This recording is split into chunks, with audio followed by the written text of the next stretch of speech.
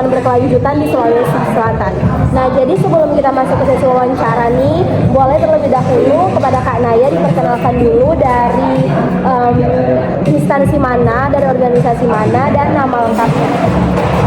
Hai, aku Inaya Mapatoba. Aku salah satu aktivis lingkungan. Nah, organisasi itu namanya Pemuda Peduli Kesejahteraan Sosial. Nah, salah satunya itu bukan cuma ngebahas tentang gimana sih kayak kita turun secara langsung di masyarakat untuk membantu kayak anak jalanan apa dan sebagainya, tapi kita juga fokusnya itu di lingkungan. Jadi kalau mau dibilang aktivis lingkungan, ya aku beberapa kali memang terjun ke dunia lingkungan gitu.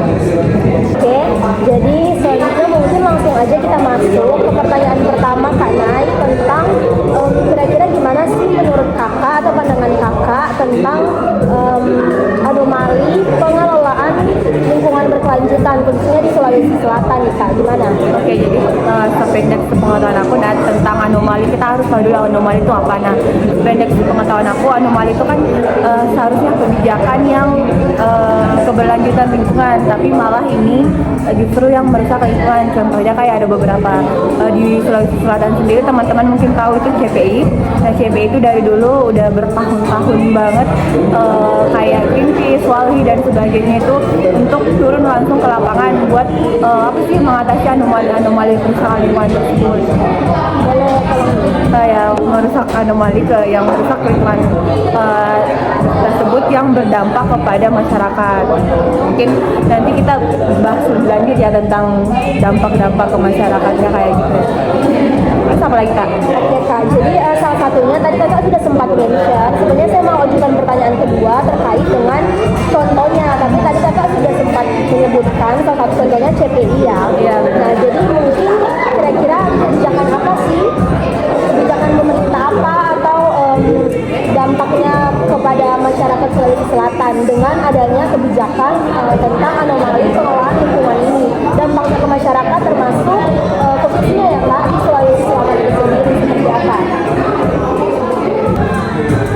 Mengenai kebijakan pemerintah dan dampaknya, kayak mungkin kamu pernah dengar nggak sih yang pembangunan di CPI itu ada satu pejabat pemerintah yang terkena hukuman karena ada izin di pembangunan di Center Point of Indonesia. Dan juga untuk kebijakan itu mungkin kamu tahu kalau bahwasanya pemerintah itu seringkali memberikan izin usaha untuk mendirikan apa dan sebagainya, tapi tidak memerhatikan dampak keberlanjutan selanjutnya. Nah, kayak itu tadi yang CPI, kayak mungkin memang untuk proyek swasta itu lebih banyak banget. Kalau kalian lihat di struktur pembangunan di CPI itu proyek swasta itu lebih banyak daripada milik pemerintah. Nah, itu tuh berdampak pada nelayan-nelayan yang harus mencari ikan harus jauh banget karena pengaruh dari reklamasi. Berarti itu sangat-sangat berdampak pada warga-warga masyarakat pesisir ya Kak? Ya, benar. Masyarakat pesisir karena susah banget cari ikannya, terus kayak berdampak juga terhadap ekonominya dia, kayak banyak sekali. Ya, karena kayak ada salah satu penelitian yang pernah aku ambil tentang CPI itu, kebijakan lingkungannya dan sebagainya.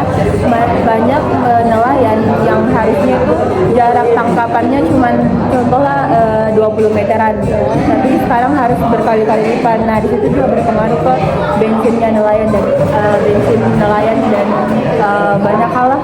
Dan yang dipekerjakan pun di CPI itu cuman ada beberapa orang, dan dipekerjakan pun itu cuman tukang parkir doang.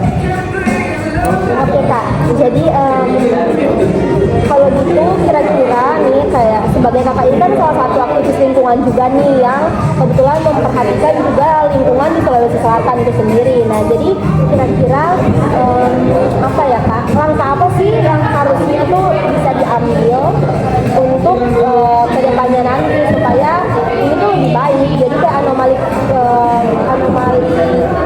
lingkungan yang berkelanjutan di Sulawesi Selatan ini tuh bagus gitu. Kira-kira apa sih langkah yang harus dilakukan?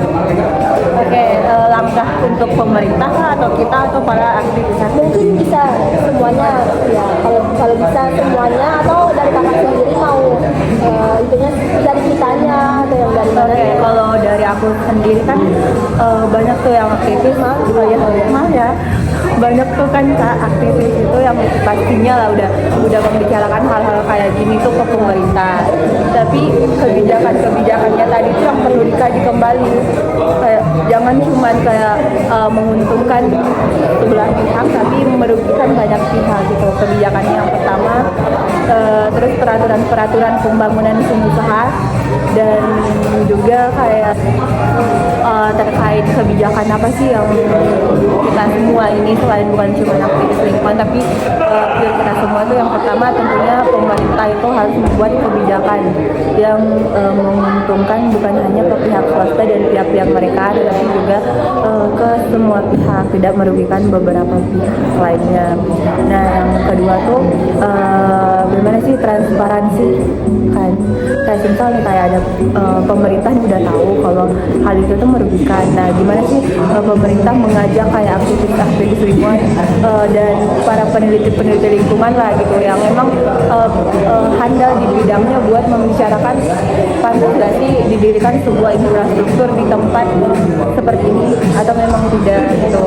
Nah, terus transparansi pemerintah dan kita pun sebagainya kan sekarang lagi kayak maret banget tuh, di teman-teman aku udah peduli tentang lingkungan gitu, kayak mulai mengurangi penggunaan yang merugikan lingkungan kayak sedotan dari undangan, sedotan plastik dan sebagainya. Dan kita menggunakan sosial media untuk campaign seberapa pengaruh sebenarnya lingkungan saat ini dan bagaimana krisis lingkungan saat ini. Makanya perlu pembangunan yang berkelanjutan terhadap lingkungan kita.